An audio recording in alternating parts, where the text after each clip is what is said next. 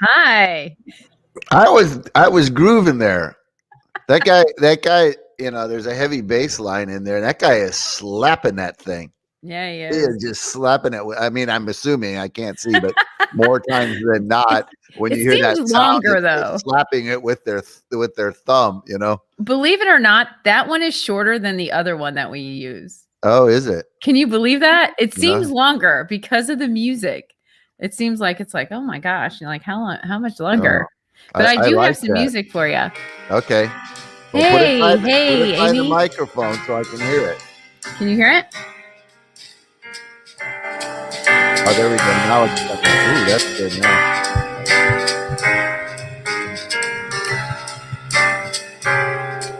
I'm allowed to use this music. This is from Epidemic Sound. Mm-hmm. Yes.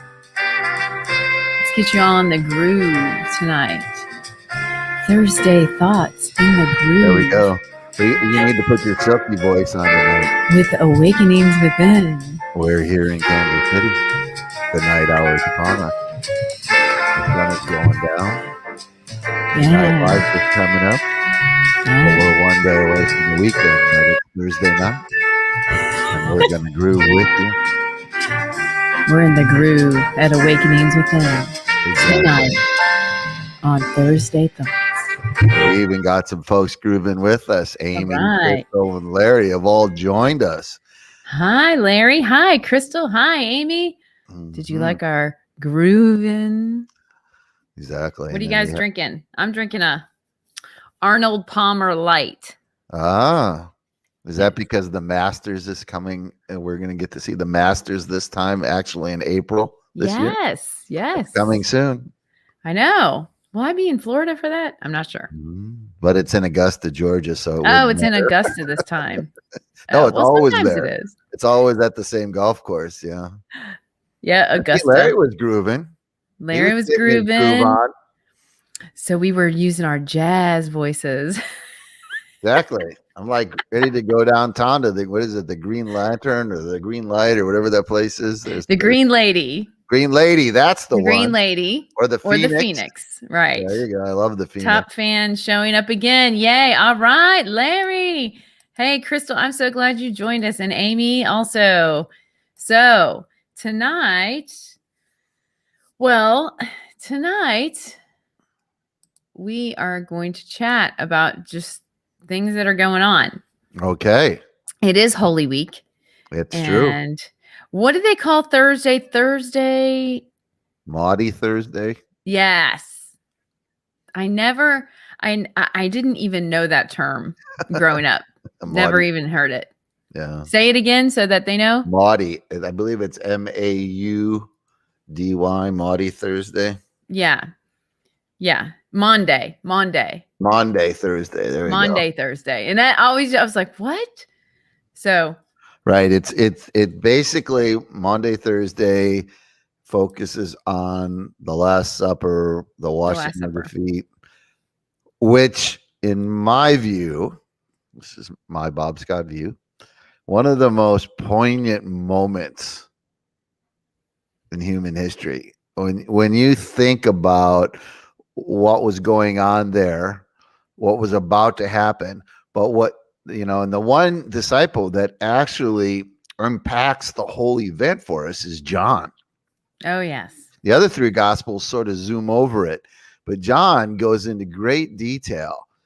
And I think for me, this poignant moment of Jesus, getting on his hands and knees and washing their feet. Yeah. It's really a profound moment. I mean, this is a man who 3 years they've traveled with, who's gathered massive crowds, done signs and wonders. You know what I mean? Has liberated the poor, given freedom to women. I mean, he's done some amazing things. And they're all his students, and he's down on his hands, his knees, washing their feet. I mean, what a mind-blowing moment for them. Yeah. And I don't think they really grasped it until later. Have you ever had that happen? Had my feet washed? Mm-hmm. Yes. Yes. Do you want me to tell you the story? Yes. Okay. Yes, that's why I asked. So, for some of you that may be tuning in that don't know my story, I was heavily involved in the whole racial reconciliation world and got involved in the nation of Zimbabwe in a racially integrated community where tragically some years after it was established, there were 16 people that were martyred. And so I had to go back as a 30-year-old and deal with a tragedy that basically scarred me for life, but it's been a story, right? So anyways, long story short, I hadn't been back to Zimbabwe in a long time.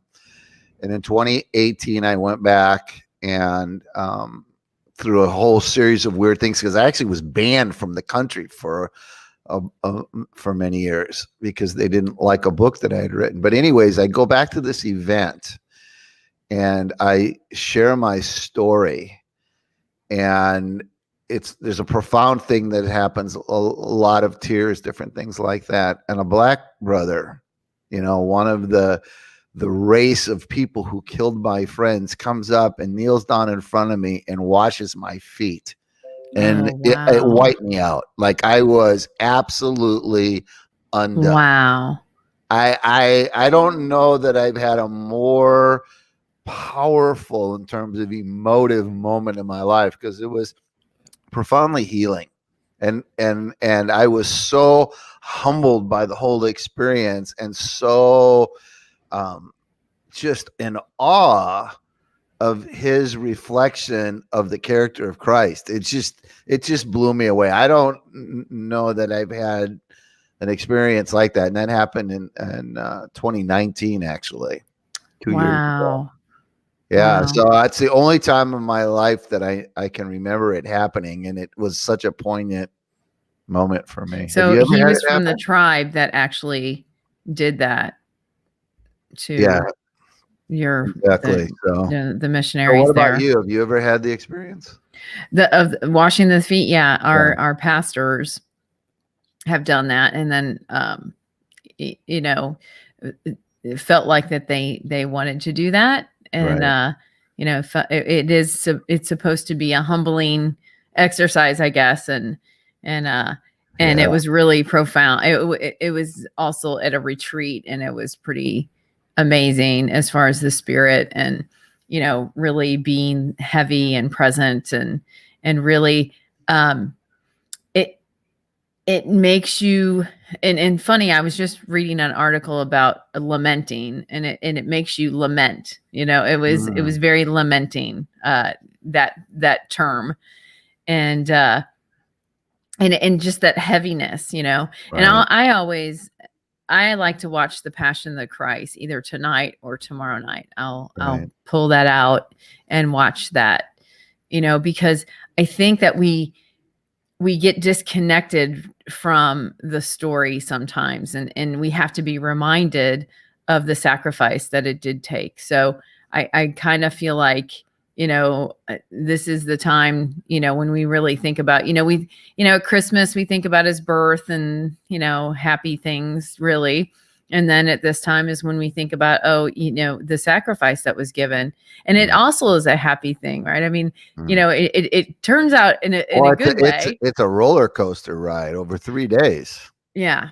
Yeah. And so, I think, and of course, you'll look at scholars who say that this was not the time period and this is not the actual dates and blah, blah, blah, blah, and I don't think that matters. I think the symbolism of us actually thinking about it, meditating on it, praying about it, and really thanking God for that sacrifice, for us. Well, I think the whole, getting back to the foot washing thing, I think for most modern people, they don't really quite grasp the whole ritual because it's so detached from our normal everyday life. But to give listeners some context, you have to remember that people in the ancient world primarily wore sandals in the Middle East. Right. Or if, the idea of socks was just a non-issue. So even if you had covered shoes, you still didn't have socks. And people walked a lot and they didn't have paved roads. So you're walking dusty roads. So when you came into somebody's house, right? What typically happened was, and because it was a culture where you had servants, the servant would you would sit down, and the servant would wash your feet and get all the dust and dirt off of you, right? Right. So if they had servants, then it would be the hostess or the host. Or it was the hostess if they were poor. But it was a sign of politeness and courtesy and honoring people. So foot washing in the first century was a norm, right? Right. What Jesus did, which made it so extraordinary, is you were always somebody lesser washed your feet. Yeah. The elite didn't. And so when you go back and you combine that with Paul's writings to the church in Ephesus, where he talks about Jesus and says, though he existed in the form of God, he regarded equality with God not a thing to be held on to. In other words, he didn't hang on to his elite status. And it says he humbled himself and became took man, the form of a bondservant. He can't, right. And I think the Last Supper and the washing of feet, to me, is sort of the picture of that story kind of played out in living 3D color. Yeah, because I mean, if you think about what happened in the Garden of Gethsemane, I never can say it right. Gethsemane. Yeah. That place in the garden, the G in place. That garden, is him, asking, him to take the cup, he's God. Okay. So he's God in man form. He knows what's going to happen. He knows why it's going to happen. So he knows the victory of it. So he knows he's going to be resurrected. Right. So it goes to show you that he was in man form, because if he stayed up here and but the difference is, and this is, we're getting into picking things apart here, but by taking the form of a bondservant, of a human, he was no longer omniscient or all-knowing. So the only thing he knew is whatever the Holy Spirit, whatever the Father revealed to him through the Holy Spirit. Right. So what he knew and didn't know. But he did know that he was going to be, he said things prior to that, because he had to fulfill the prophecy of that. Right. So it gives you some indication that he knew that he knew what there was might a happen. Story here that was going to unfold, Right. But I just want people not, when you say he was God, that's the whole thing. He laid all that aside.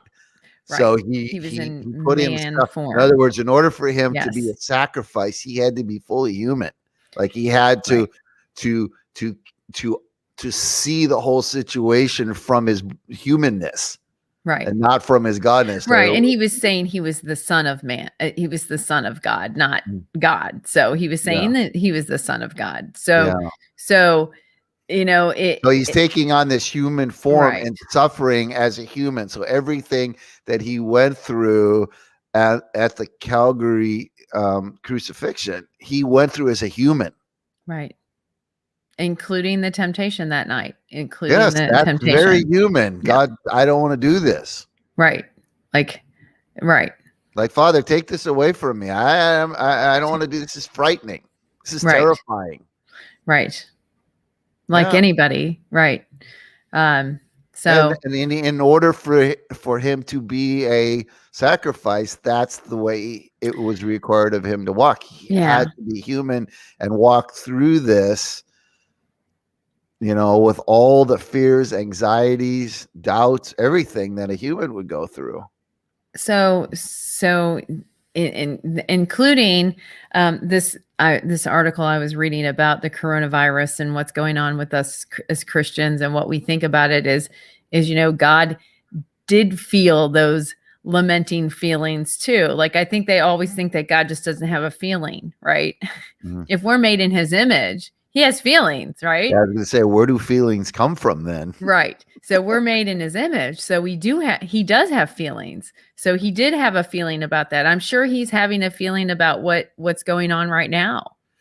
Well, anybody that's ever lost a child will tell you it's a pretty intense feeling. Right. How about if you're the one whose hand is bringing it? Right. I mean, that's even more dramatic, Right. I mean, I know there are stories, painful stories that my Jewish friends' grandparents talk about where, mothers smothered their babies while they were hiding to save the lives of all their friends, from the Nazi, when the Gestapo. I mean, can you imagine living with that? Yeah.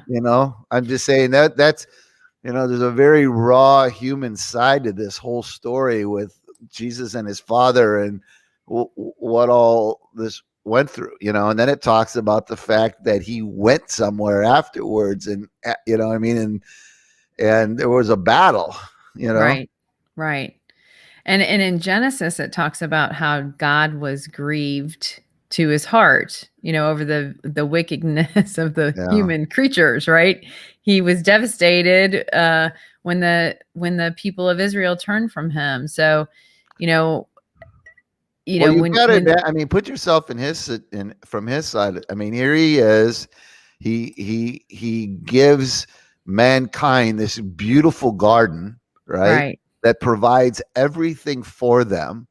You know what I mean? He's like a nurturing, horticulture, gardener. I mean, he's nurturing this whole thing, but it's not enough. Right. They want to be like him now. Like, they're not satisfied in being loved by the Father, right? They want to be God now, just the same thing we hear about with the angels that happened with Lucifer wanting to be God. And it's just like, sometimes I just think God must be just going, what is it with everyone that I create? They all want to be me. Right. Right. That's where the prideful heart comes in, that we want to know as much and we want to control everything. Right. So we all want to be gods. Yeah. And I think that's why we want to know what's going on right now. We want to know, right. I mean, I'm a why person too. Like, okay, why do I have to do this? I had a scary thing come up in my workplace today about how, are we going to have to start giving our copies of a vaccine card? Yeah. To continue working. I know. Is that coming? I might be. It's already here, meaning that you have a small elite group of people who are pushing this very hard. And again, going back into my book, I talk about this, where and what's driving, what's interesting, we're in the middle of I don't know if people realize this, but we're in a war right now with the Chinese, and we keep talking about economic war, but it's way bigger than that. It's a whole philosophy about how we rule people. And the Chinese are on a full court press to prove to the world that their system of totalitarianism, a few people, elite people at the top, controlling and telling everyone how to think and what to do, is a better system than the American system of individual freedom. And so what's happening right now is that what people don't realize is we're playing right into the hands of the Russians and the Chinese because of all the chaos. They have been actually, for the last 20 years, working on this weakness of individual freedom to bring chaos to our culture. They're rolling over, doing backflips right now about where America is, because that's exactly where they want us to be. Yes. And the whole idea is to expose the fact that democracy, individual freedom, and all these things don't work. Right.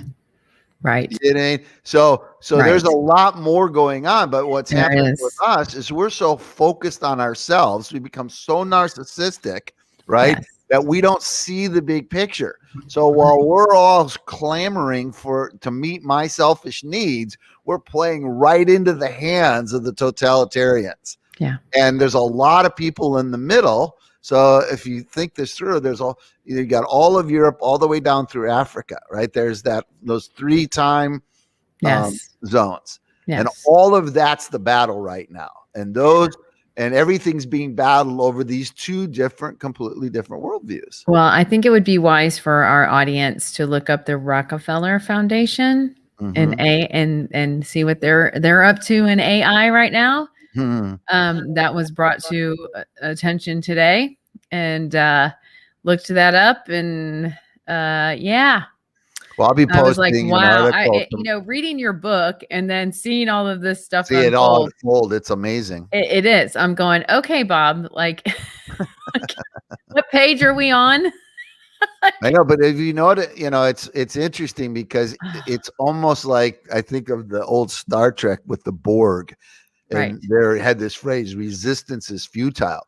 What's happening is if you've noticed, even though people are raising their hands and saying, no, it just keeps moving forward. It's like you can't seem to stop it. Right. Right. And that's what I think a lot of people are just like, wow. So again, as I wrote about in the book, the whole thing is being sold to you as your patriotic duty, right? So they make you feel guilty, right? If you don't want to get a vaccination passport. What is wrong with you, you unpatriotic, self-centered, un-American person? Right. I watched media this morning before, and every agenda that's been talked about the last year, they talked about climate change. They talked about the vaccine and everybody getting these vaccine passports. They talked about every single bit of agenda that has been pushed on us in the last year. And I am shocked. Well, I'm not shocked. No, I'm not. I'm not shocked. It's like I just sat there and went, wow, they're still regurgitating this. Like the media is still in it. They're still in it to warp whatever perception you have on what is good and what is evil, what is right and what is wrong.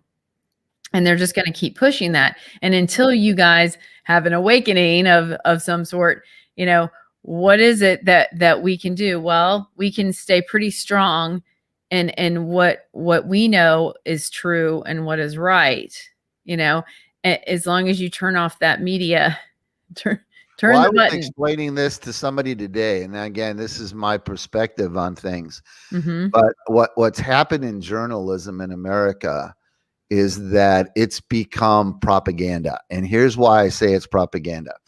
Because the way the system works right now, the journalists are all clamoring to have relationships with people inside the system, right? Yes. So, and the people inside the system, the elites in the White House and whatever, they all know this. They all know that you've got a whole bunch of young reporters all wanting to make a name for themselves. Right. So what happens is that in order to get the story, they're told that these are the facts. Like the story, they don't do investigative journalism. Like they don't actually stop and look at the details and actually research it and find out. What they do is they've got the story, right? So, my source, it's always the source, right? My source is telling me. And so it's always like, this is hot off the press, the source, but they don't realize that the source is feeding them propaganda. Right. Right. And so they're just including Google. They're not actually sitting down and analyzing any of this. So what happens is that we're in a situation right now where you're just getting lots and lots of propaganda. It's Minabird media. And Minabird. And of course, again, it's all predicated on the fact that you're an idiot if you don't see this. Like there's a condescendingness with it, right? And you see this, that anybody that raises their hand a little bit and goes, well, wait a minute, can I challenge some of your underlying assumptions? Oh no. you get shut down, right? You get canceled. Yeah. Right. You get cancel like this whole thing, right? Yes. But these are all, what's crazy about it is what's doing the canceling is a whole bunch of young people, right? Who have very little life experience, have zero context for anything, right? They have no context. And what's even worse is they were not taught history. No.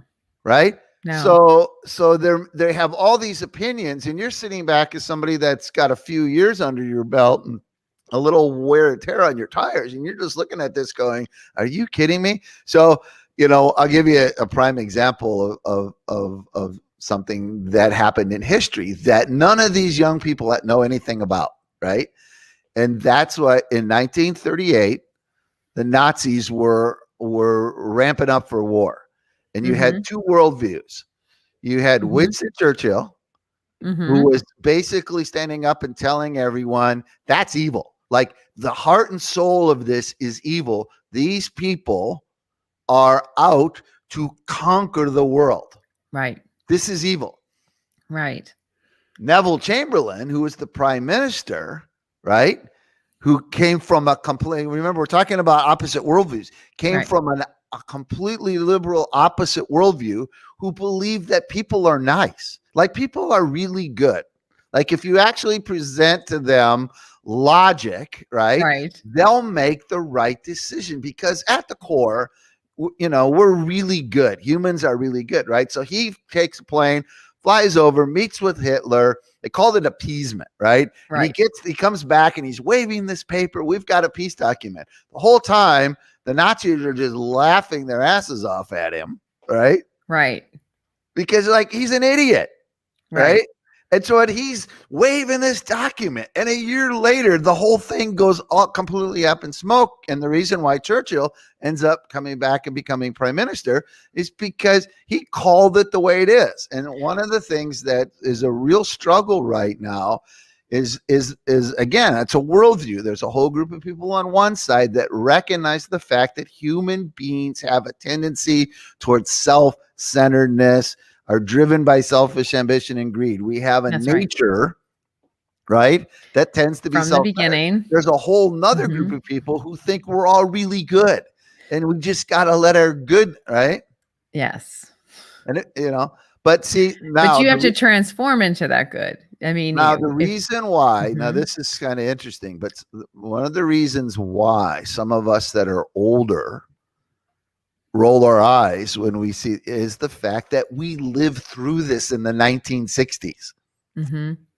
So I'm getting historical and philosophical on you, but the 1960s were all this love and peace and happiness, and let's all get out, right? And what ended up happening was the worst of humanity ended up exhibiting it ourselves. We ended up discovering how really self-centered and selfish, and it just devastated people. Right.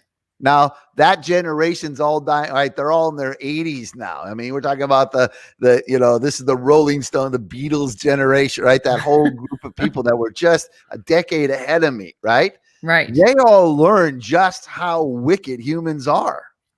And their whole love and peace experiment went up in smoke. Right. Now we're down the road a couple generations, and we're back into this sort of, Neville Chamberlain, Winston Churchill world right now. And so that's where you see the China, the two worldviews of China and America, but you also have two worldviews about the nature of man. Yes. It's from the beginning. Yes. I mean, even God's own people crucified his son. So, right. They turned on him, right? And didn't believe that he was going to save them. They didn't want him to save them. No, they wanted their notoriety and their wisdom, and to seem like they were the leaders. They didn't want him to. He was a threat to them. Remember, he was a threat. Right? Yes. He was empowering the poor and exposing their hypocrisy. Yes. Right. So Jesus had spent 3 years showing everyone that they're not who they say they are. Right. Right. Right. And putting life into the souls of the broken and the downtrodden. Right. that's always a threat to institutions. So how does that weave into what you're talking about with the passports, right? And all these other things. See, that's that whole mindset of institutional thinking. The few at the top control the many at the bottom. And the way we do that is we create these systems with lots of rules. And how are they doing that? How'd they usher those systems in? I wonder. Tell us, everyone. How did they do that? But you see, it's the same thing again. It's systems, right? We just need and they ushered it in pretty quickly, and that is shocking. I mean, it's like my mouth wants to just drop every day and go, I can't believe it. But you got to, again, if you stop and think about this, you just got to think this through all the time when you see this. There's a few people. It's a really small group of people, right, that are telling everyone else how that they have better systems. Now, what they have that we haven't had in the past is they've developed now technology and artificial intelligence to make these systems even more powerful. Oh, yeah. So it used to be a system, you know, that was loose, right? And they used fear, right? A lot of the systems use fear, like religion, to keep people in the boundaries. Now we've got technology that can monitor everyone 24/7, 365, right? Look at what we became fearful of last year. Toilet paper outage. I know. Toilet paper outage. And actually, I heard today that toilet paper and paper towels and all that stuff, all the prices are about to hike up because they don't have the resources to make it. What? Excuse me? I do believe the government paid for you to make more at the time, and you bought more machines and you made more. How can that be? I don't believe it. Not 1 minute. So do you guys see how, that worked? Like last year, that worked. Oh my gosh. You know, now we can inflate our prices. Now we can do it because these corporations think, well, now we have some control. Now we know people are crazy over toilet paper. Like now we know that they have lost their mind over toilet paper. So again, getting back to what we talked about just a few minutes ago. Yes. Fear. See, this is why Jesus told us I'm not fearful. That he didn't give us toilet paper. I'm not going to be scared. No, but I mean, the kingdom of God is not fear driven. So when you're feeling fear, whether it's a religious institution or your own government, you have to realize right away a red flag goes up and goes, I'm being manipulated. Yeah. When they want you to rely on them instead of on yourself and on other provisions and on God, right? When they want to take the place of God, then now we're in trouble. So so here's another thing that's kind of interesting. They're trying to take the place of God. Right. I mean, that's what is happening. And that's how it all works. That's how good and evil works. Think about HIPAA. Remember? So what's HIPAA now? I don't know. No, but I'm just saying, how did everything right? The government came along and told everyone that it's more efficient if we get away from paperwork. So we're going to put all of your personal information, right? I was in healthcare at the time. Right. A doctor I worked for was kind of a rebel. And what was the reason why, right? The reason why is, as I wrote in the book, when your value system, at the top of your value system, it's efficiency, it's far more efficient. So the way that they got past the fear was they told everyone, well, we've put HIPAA in place. That means that your information is private. But here's the problem. All of your information now is on servers, right? Private. And it's all consolidated, meaning that where it was all on paper, now all your information is on servers, which means that it's easily accessible. Exactly. Right? Exactly. And you can accidentally go into somebody's chart online. Well, not only that, HIPAA is not even totally true because there's all kinds of things about your medical information that people can access. They're not telling the truth in terms of it's completely secure, right? Right. So even more so now, right. right? So suddenly now your private medical information. So see how subtle this is. How your private information now is needed to be public for the sake of the rest of all of us. Right. You see what I'm getting at? Yeah. So I've known it for a long time. Tell everyone, right, whether you have a shot or not. Right? You see how subtle this all is? Well, again, it's an eroding, and eventually more and more and more will happen. Well, they easily can already access all this stuff, right? Well, AI can go in there and in split seconds literally access everyone's medical records. Absolutely. And here's the thing is HIPAA, they're not really talking about HIPAA too much right now because they don't have to, because they've already given the pandemic reason as an emergency situation that they're allowed to do that. Right. So now they can actually go and say, okay, this girl, is she over here taking the vaccine yet? Because she did have COVID back in whatever, so like I'm sure at some point those types of people might be targeted, right? So well, I'm just saying, I know people that are probably tuning in are like, you guys, you need to put your aluminum hats on and your sunglasses, and you guys are way out there. But what we're talking about isn't some way out there sort of alien invasion thing. We're talking about actually really tangible, practical things that are like going on right now. Like this isn't like some sort of a futuristic scenario we're talking about. We're talking about what is actually going on right now. And watching how in 12 months, this thing has gone from 0 to 100 so quickly that now people aren't even challenging it anymore. No. It's just like, of course, because why? Right. We're all scared. We don't want to die. We're all fearful. So therefore, and I wrote about this in my book, people will always compromise their privacy, their their sense of individualness, their decision-making, all to feel safe. And they know that, right? So they use fear to manipulate everyone because nobody wants to die, right? Because it's all about life and death. And so it's if you're not fearful of you dying, they're going to give you the fear that you're going to kill somebody else. Exactly. And you're not a good citizen. That's what they've done. They've diverted it. Like, not only are you might die, but you're going to kill someone else. Right. So that is an issue. And I'm just see how manipulated it. And when you stop and look at it in terms of the whole human race, what happens? There's a few small group of people that are driving all of this. Right.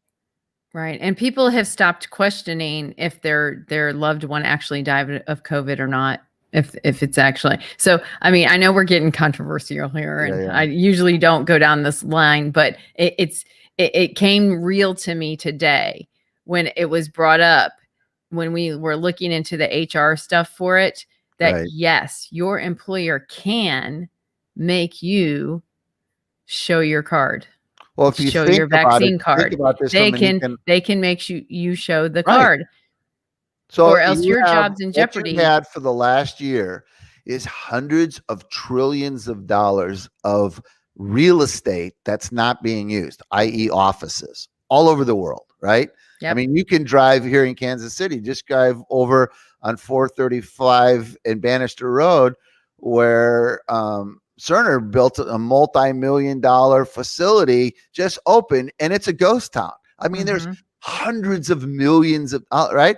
So, they have a huge incentive to get people back in those offices. And you know what? We just heard that there are some corporations giving their employees $200 bonus if they get the vaccine. Right. $200 but it's like, just like you're saying, what they're going to be doing, right? Because it's for the good of us all that you can't come back to work unless you can show us your vaccination. Show me your, what is that little saying they say? Show me your papers. So again, show me your papers. If you guys don't think this is for real happening, then we're all getting caught up into it right now. And that's what I keep saying is you sit there and you go, no, it doesn't matter. It just keeps you know? Well, it does matter. No, but I'm just saying you can't stop the wave. You can't. No, So you have to react but you to need it. to be So you have to make prepared. decisions. This is the time for you to have knowledge. And believe me, you Googling it isn't going to work, because who's controlling Google? Just saying. Yeah.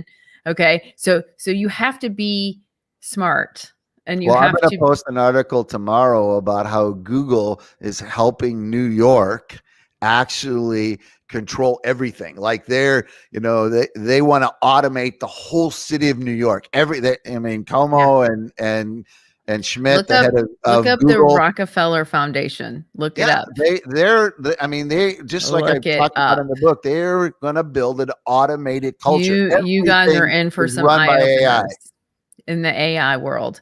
Yeah. I just, for the first time today, clicked on somebody's Instagram that's an AI coach, and I was like, I didn't know there was such a thing already. Like, holy crap. It's coming. Like, I already have a coach out there. She's going to coach me with AI. And I'm like, whoa, and I'm telling you, awakening within, awakening without. Like Michael said the one time, he goes, why don't you call it awakenings without? And I go, okay, awakening. You need to have an awakening of what's going on. I am shocked, Right. Let's see. Okay. Amy says in RC that they are not going to ask if we had the vaccine. They're leaving it up to the individual person. That's good. Then you work for a good company. And I suspect, given what I've seen, that the attitudes towards that are all going to be by region or by state. And because you're seeing this battle already, right? Florida, Texas, places like that are opening up today and really value individual freedom, versus New Yorks and New Jerseys and Californias where they want to control everything. We're caught in this massive battle right now.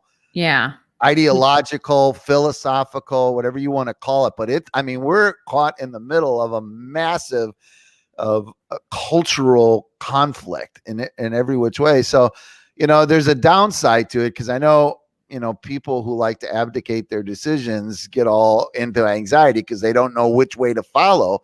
But the converse side of that is, hopefully it forces you to actually do your own research and make your own decisions, which will actually make you a stronger person by you actually embracing the situation and going, who am I? What do I believe? What is my value system? And how do I want to live my life? And this is why you have to surround, like right now, I'm part of a little group that sends, different news stories or whatever. And now I just get this while we're talking. Pfizer says vaccine protection lasts at least 6 months. Okay. Only 6 months. Yeah. At least. Well, I went on the CDC website a couple weeks what does that ago mean? Because I was kind of curious what they would say, and I was shocked how almost all the statements under the vaccine where we don't know, we're still studying, right? So it's weird because the press is out in the press, it's being presented in these absolute formats, right? And then when you go to the actual CDC website, they're CYAing everything. They're just saying, I don't know, we don't know, we still are wondering, the research is still coming in. And in the paperwork at the bottom of some of these, it says this is not a vaccine. Well, it's not a vaccine. This says this is experimental. This is not a vaccine. And you're like, okay. This is one of those things. Lester Holt and his whole thing about, we can't tell two sides of the story because there's some, facts that are immutable, right? They're non-debatable. Immutable. Well, here's one for you, Lester. A vaccine, by definition, by our CDC and everybody in the world, is made up of the actual disease, the germ, the bacteria, the virus, whatever you want to call it. Right. It's made up of that. That's what makes it a vaccine. What they're shooting people with right now is not a vaccine. It has zero COVID anything in it. Right. So it's They weird don't know to me that because on the people one don't hand, know the that. media is all talking about, the facts, and yet they're not factual when they keep talking about a vaccine, because it's not the right word. Well, interesting. Gene manipulation is what it actually is. One of the old CDC and that's directors. Not me being controversial. That's just the definitions, the actual scientific definitions. Well, one of the old CDC directors, he is in relation to a small group of people I know, and he just got mentioned in the Wall Street Journal because he helped get rid of smallpox. So and the reason that he did is he found that people that were getting, he found that there was a small population of people that were not getting smallpox at the time, and they were milkmaids because they were touching the cows that had cowpox. So they got an immunity to smallpox from cowpox. So when you get injected with smallpox vaccine, it's actually cowpox. It's not actually smallpox. Right. Well, I was reading today where viruses can get infected by other viruses.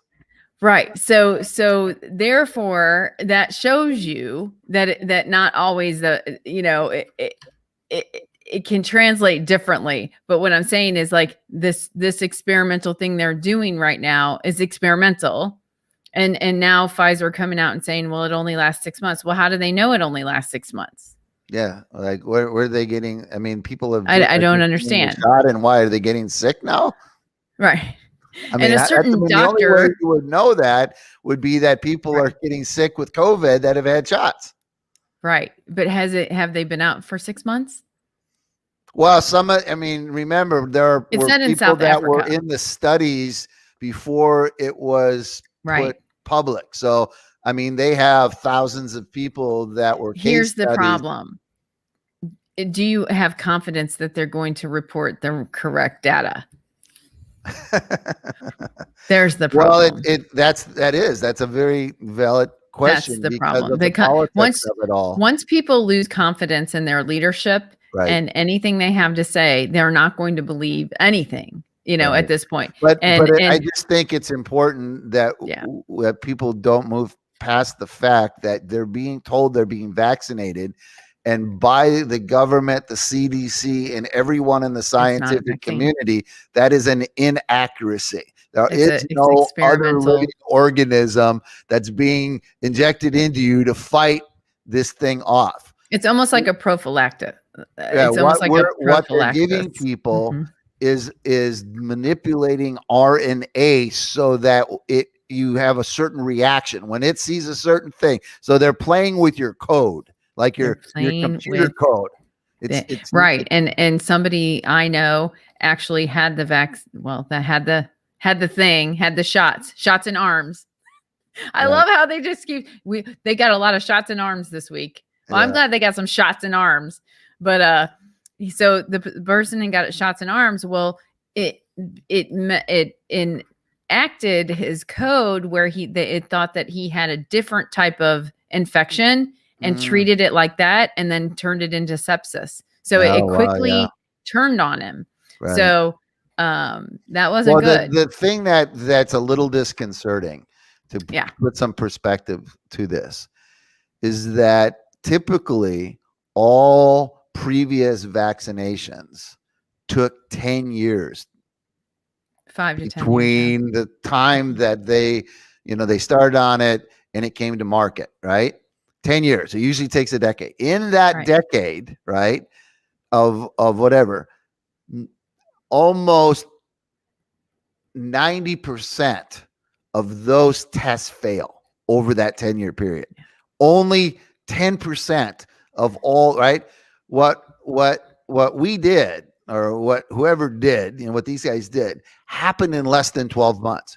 There is no long-term studies anywhere, right? There's no data. So everything that you're hearing that's being stated as a fact is actually conjecture. It's what we think. Nobody actually knows. Hypothetical. We're not a decade later. Right.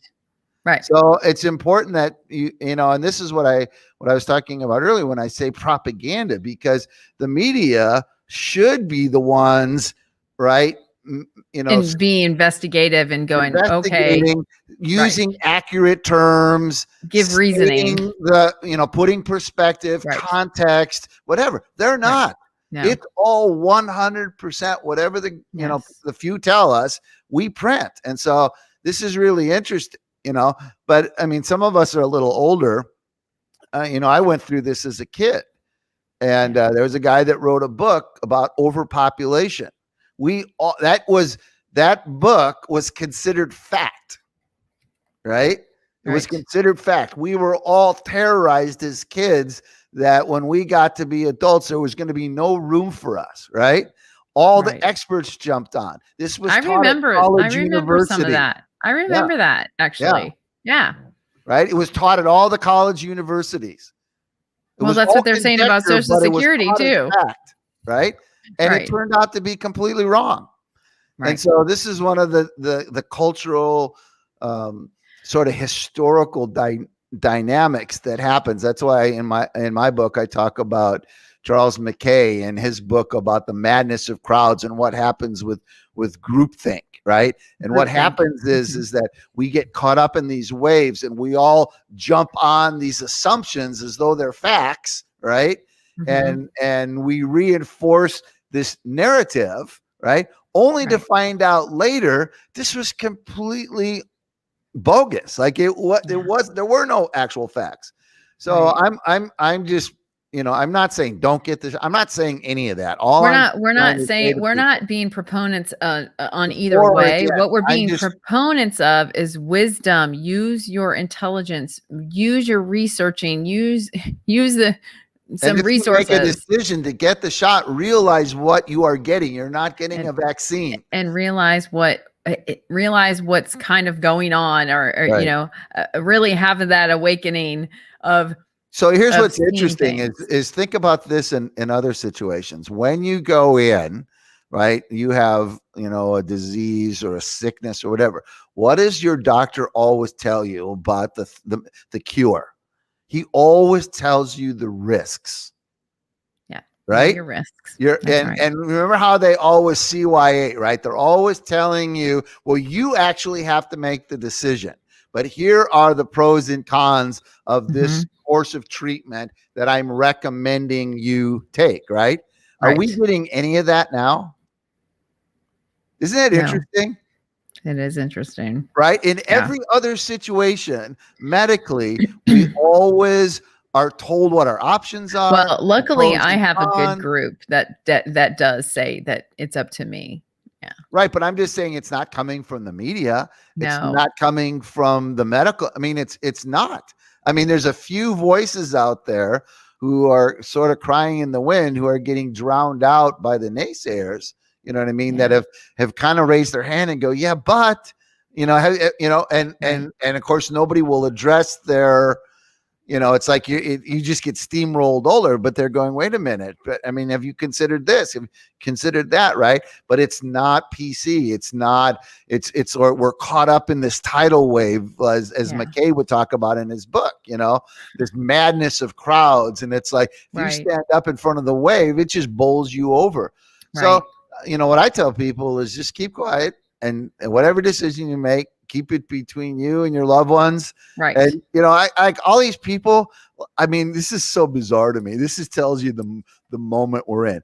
I look on Facebook, how many people are all posting pictures they got the shot? Like, when in your life have you ever posted a picture that you got a shot? Well, and if you look at the comments are what gets me. Good boy. You're a good man. Good going. It's all these narratives of good for you. I'm glad you did it. You're helping people. But I mean, just think about it's a humanitarian act. No, but how PC this whole thing has become, right? Yes. Like never in my life have I ever seen somebody post a picture of their shot, unless maybe they're in Africa and they're immunizing smallpox or something like that, right? Right. But I don't know any American ever who's posted a picture of themselves getting a shot until the last 3 months. And suddenly they're all over my feed and they're all bragging about it. And they're all going, look at how good I am. Right. Don't you see, this is where my brain goes. It's like, wow, this is so strange. Like it's just normal. Like, it's, and again, I hope you all know, people, they think this is normal. I'm going, this is not normal behavior. This never happened before. No. And I just hope you all know that we're not saying that we're anti-vaxxers and I've had every vaccine out there because I worked in a children's hospital. I had to get it. I had Hep B. I had all of them. Okay. So I'm not against vaccines in any way, because there are vaccines that help children not to die, tetanus being one of them. But, but I mean, this thing has become so politicized. Yes. I just don't want you guys to think that that's the stance that we're taking. I'm taking a stance of, whoa, what's happening and how much control do others have in your life? And are you seeing it, are you having the revelation that this is happening, that there's control coming in and again, how easily. I'm interested in the psychology of why people feel they need to post a picture of them getting a shot. Are they trying to say, look at me, I'm a good citizen? Is it to tell all their friends, hey, you can hang with me now? Because I'm just trying to get to, I'm still trying to drill down and find out, because it's extraordinary. It's never. Well, I think my friends and family think I'm a rebel. It's never happened before where people post pictures of them getting a shot until now. So what are they saying? Like, what is the need? What is driving them to have to do this? There's something, right? There's a precedent that's been set, right? So now you're a good person if you get it, and you're a bad person if you don't. So now all these people are going, I'm good. Look at me. So what are you doing with those bad people? I want to know what happened to the bad people. Like, what are you guys going to do to them? They're going to crowd shame them. That's what it said on this website today. Yeah. They're going to crowd shame them. And that's on purpose. Like, if you don't go along with whatever narrative it is, you're going to get crowd shamed. I know, Gina Carano, the lady that got booted off of The Mandalorian, the Disney movie, she got in trouble because she compared some of what's going on to what's going on in Nazi Germany. And that just blew my mind, right? Because I'm going, but it is. It's like anybody, it's like a whole bunch of people they that don't know her. anything about history are all trying to cancel this woman as she points out things that actually are identical that were happening, right? But they don't think that. They're not thinking that that's true. Well, they don't know. They don't do their research. They haven't been taught history. They don't even really get what's going on. I'm so thankful for the books I have. Like half of Americans don't even know anything about the Holocaust. Well, that's how bad we are. That's why I was just saying, I'm so thankful for my library of actual books, like paper books. I'm so thankful for those. I'm like, wow, I'm so thankful. There was a strategy 40 years ago to dumb the American public down by taking history and all these subjects out. And you're seeing it now in the younger generations because they're making all these statements, and you're looking at this going, you have absolutely no context. It was historical. You don't know. This has already happened. We've introduced been here. It was introduced in my generation. Remember the Cliff Notes? The Cliff Notes came in. The Cliff Notes were, you don't have to read the whole book. Don't worry about the whole book. We're just going to tell you the highlights of it. And that's what's happening. Like, that's exactly it. Know that. We'll just give you the highlights on what other people have verbatim So this woman gets canceled, right? For actually sharing something that's historically true. That's how bad it is. Yeah, right. It is bad. Going back to the left, this is a fact. What she stated was a fact. Right. And she still got canceled. Well, our show is going to get canceled. We're getting canceled Thursday night now. Huh? What? I have a free Thursday night now. Yeah. No more Thursday nights. Okay. We're going to be canceled. I'm sure. I am positive that we're going to have a fact check thing on over the top of our screen, probably like later.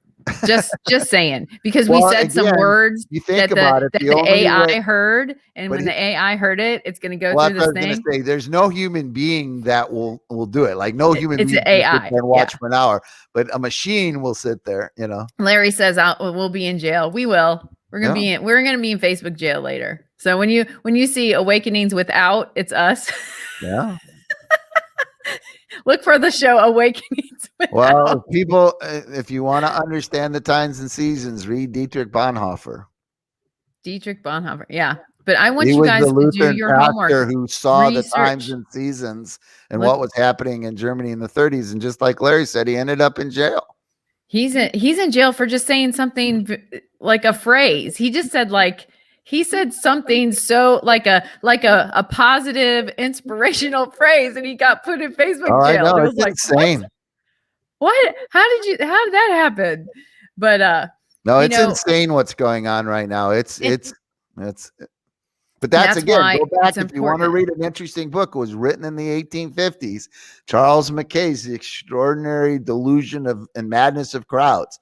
It will blow your way. I mean, he pointed out years ago how this all worked, and you're watching it happen, and it's mind-boggling. That's what you wrote. Listen, blank, blank, blank. Understand. That's what you wrote that you got in jail for? Oh, brother. All right. Well, anyway. Well, okay. So can we give them some hope now? Before we sign up. Plenty of hope. Before we sign off, I want to leave you with some hope, because guess what? We still have a God that loves us, and he showed us by the Holy Week that we're in right now that he gave his only begotten Son to save us. So if you hold on to him, you can get through this. Whatever that looks like, he's going to, just ask for his wisdom and ask for him to guide you through this, because that is how you're going to get through this, and wisdom, and listen to people, put people around you that are wise speaking and wise thinking. And Bob, I thank you for that. I mean, I have to tell you, you came into this show and into my life at a time that I needed it. And it's just been, mind blowing. And, God always knows what we need when we need it. And we definitely need your voice in the darkness. So thank you, Bob, for being a light and for sharing that and for sharing yourself with us every single week. And I appreciate you. So you're sweet. I just want you to know that. Don't make me cry. Why are you going to make me cry? Anyway, no, I do. So because you are a beacon of light in the darkness. And that is what we need. That is what we need, is somebody to speak truth. And so I hope you guys are tuning in for that. Bob brings it every week. I'm the fluff over here. But Bob, I appreciate it. And your wisdom means a lot, and we need to hear it. We need to hear the truth. And I will keep pointing you to who the truth is. But, I have to admit, Bob, you give a lot, of your wisdom and what you've learned in being a theologian and a sociologist and a historian. I mean, that helps, you're orating it, and that's what we need. We need an orator right now. We need that person that's going to speak and remember all the facts, in a quick way, like in an hour show. You've given us so many facts, now people are going to go back and maybe look. So I hope that you all do. So you guys, thank you for tuning in. And Bob, thank you so much. Dear. And I appreciate you. Okay. And you guys have a happy Easter, everyone. And remember why, and hold on to Jesus's hand. He's got you. Okay. Don't be fearful. Acts. Huh? Second chapter of Acts. He is risen. He is risen. That's right. So, all right. We'll see you guys later. Easter. God bless, Sandy. Okay. God bless. Bye.